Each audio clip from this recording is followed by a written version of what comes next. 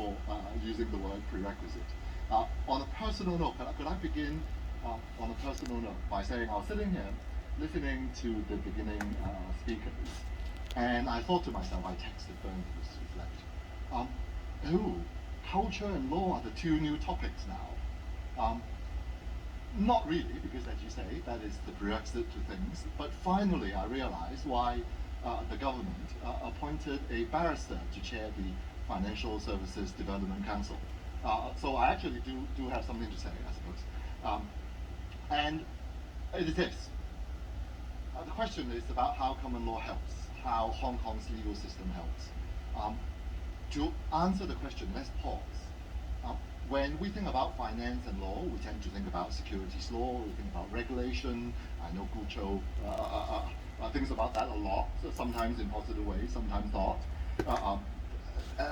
Interesting relationship between exchange and regulator, where the law comes in to help too. But actually, if you are talking about Hong Kong as an international financial center, or any place as a place to do business, law is relevant to you not just because, and frankly, mostly not because of regulation. It's because it affects you, it affects the banker.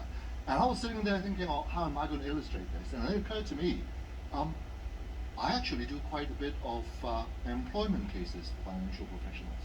I sit on the International Court of Qatar in Doha, and that court has jurisdiction over essentially four things: regulatory things, contractual things where they opt for the international court, three, prudential things, so if it has to do with prudential capital, and four, which account for a large part of the regulatory tribunals and international courts' work, is employment.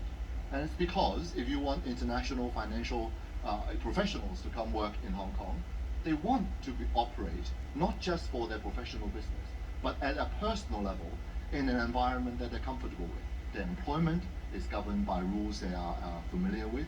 Their property is governed by rules they're familiar with. So people, if you choose to buy a house, if you choose to rent, hopefully a palatial flat, that costs a little bit of money, you want to make sure that all those rights and obligations are familiar to you. And so common law actually comes in many, many ways.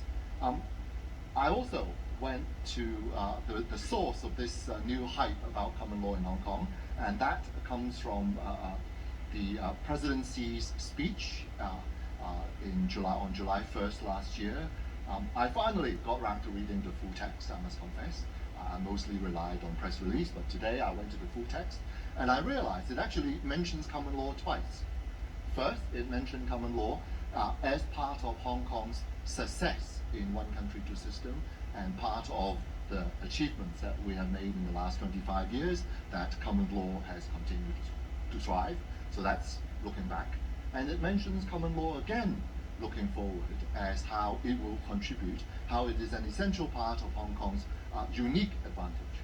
And I was sitting there thinking, well, it's rare for common law to be mentioned by a national leader. Most national leaders of whatever country tends to pay lip service, and they say rule of law, independence of judiciary, so on and so forth.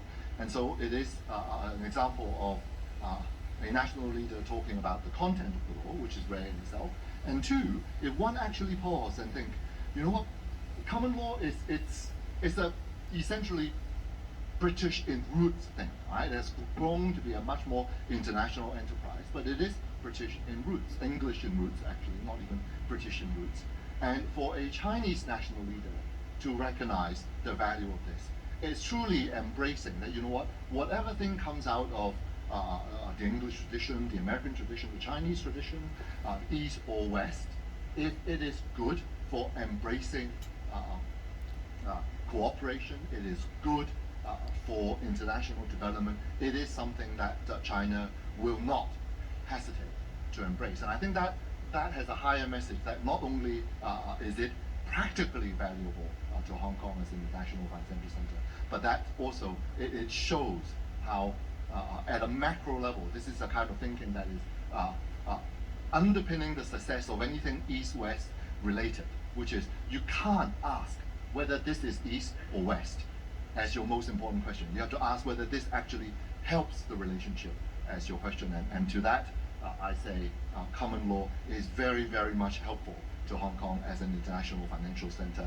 It is helpful to Hong Kong. It is helpful to the international players in Hong Kong. Thank you, Laurence.